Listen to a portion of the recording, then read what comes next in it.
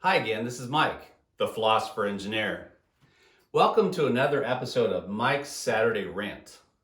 Today is Saturday, May 30th. May is coming to a close. And today's topic is, we don't need advice.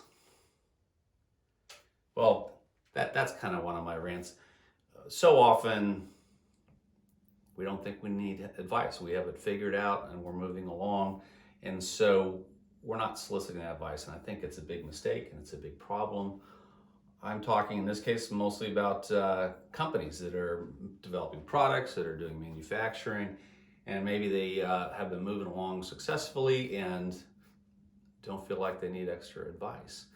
Well, in my opinion, I think everybody needs advice or certainly could use it. Especially we're talking about improving performance. Every company has opportunities to improve performance. Some have a mediocre or medium level of performance, and maybe they've operated the same way for decades and decades, and they're okay with it. And other companies may be at a pretty high level of performance and could fine-tune that for further performance.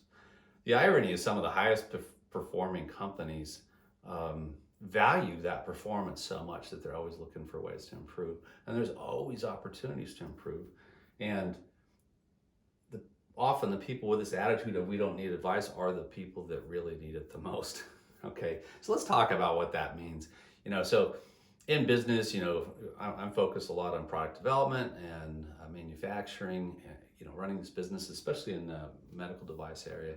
And there's always room for improvement in performance, and the value is huge. I mean, obviously you want to get the advice from the right people, but at least consider that there are some opportunities. There's not only opportunities, but there's some blind spots. And if you kind of operate with your internal team only and don't really solicit some external independent views, you're going to have blind spots. Now, there's tools you can use to help identify those blind spots and improve performance. But I'm going to hit on a couple of key ones that I think most companies would be foolish to not consider a little bit of advice. The first one's on the technical side of development. And as a lot of companies, certain clients that I work with, end up in kind of a reactive process in developing new products, and they can almost always be more proactive. They can get rid of guessing, reduce trial and error, improve their performance in terms of team structure. There's a lot of tools out there to improve performance, and really what company would not want to go 30% faster with greater confidence, understand reliability proactively instead of trying to fix problems late. Find the risks in the very early parts of the program, more in the concept and design phase instead of finding problems late in development. Maybe you're one of those rare companies that's not finding delays at the development stage or even at launch, or maybe you're not having any problems with quality or reliability, but most companies are, and it costs months in the calendar and it costs a lot more money when it's delayed, and all those things can be improved. Most of them could be prevented. Failures in the field, most of them can be prevented. Delays on schedule, most of that can be prevented. And the main way to prevent it is a very specific, proactive model. And that means that you're going to look for problems in the concept phase and the design phase more aggressively. You're going to front load a lot of your investment in terms of engineering and technical work. On the people side of it, engineers are people too. If you want your engineering team to perform at a high level, you have to look at more than just the technical issues.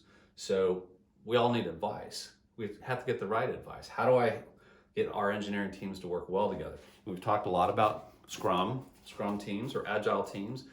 Now, most of us have heard about software engineers operating in Agile teams and moving very quickly, but that same approach with Scrum or Agile can be applied for all engineering, and it often isn't.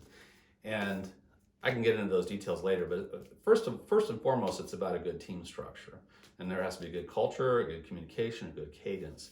And this team structure facilitates that type of focus. So highly recommend that, especially if you're working in an area with challenging technical issues. The more challenging it is, the more you need to have a good team structure and a better discipline in the core process. And the other part where people need advice, we all need advice, is how do we improve our culture? How do we make the whole organization operate better? And I'm just going to hit on 4 parts. I mentioned this in my last video, that how engaged your team is, the individual engineers and as a team. the more engaged they are, the better their performance is. They're going to be happier about their work. They're going to be more enthusiastic. They're going to be more motivated. And there's 4 elements to that. One is, how good of a fit are they for their job or their role? And if they are, the better they fit, probably the better they'll perform and the more they'll enjoy their work. Because we're all unique. It's not just about your degree and your resume, but we're all unique in kind of our behavior and what role fits us well. The second is that relationship with your manager and management. So that's the second area. And that may take some training. There's some soft skills, emotional intelligence, and guiding and coaching. But those two are 2 of the biggest factors on employee engagement. And the third one is all the other people in the company that they work with, the kind of the community of that company and their teams. And if they really feel part of that and they enjoy that and has a good culture, then they're motivated and you're going to get much higher performance. And there's a lot of data and reports I can share about that. And the fourth is the overall company. Is it exciting to work at that company? Do they have a clear vision? Is the management team aligned and kind of promoting something that you can really believe in and get behind? So you really have all those 4 elements. And even at the best companies, there's blind spots. And so there's tools to really sort of identify those blind spots very quickly and efficiently and improve those. And we're talking about growth. Just think about the benefit if you can improve the culture, improve the performance before you just hire more people. And then as the new people come in, you're going to have a benefit. So the company performs better. You have people that are they're a lot happier. It's easier to recruit people because they're like, wow, I heard your company's a fantastic company. So you're going to recruit people and you're going to have a system where everybody enjoys their work. They're producing more. When the whole company is working in all cylinders and the performance is high, that's motivating as well. Everybody looks forward to going to work and being part of this exciting, a dynamic place. So all of that can be improved, and any improvement's better than just staying the same. So do we need advice? Yes, almost all the time. Is that advice going to be beneficial? If it's applied in the right ways, it could be a huge benefit. You could get a huge return on your investment by making some of these improvements. If you get 20, 30, 40, 50% improvement in performance, and you're getting all the other benefits that go with it, and then your customers feel more excited about what you're doing because you're more energetic and you're developing products on time, and those products are high quality. That's what we go to work for. That's what we get excited about. So a lot of things to think about, but my rant was, when people have that attitude of, we don't really need advice, we're operating just fine. Thank you very much. Well, all companies really need to have growth, and that's where things happen.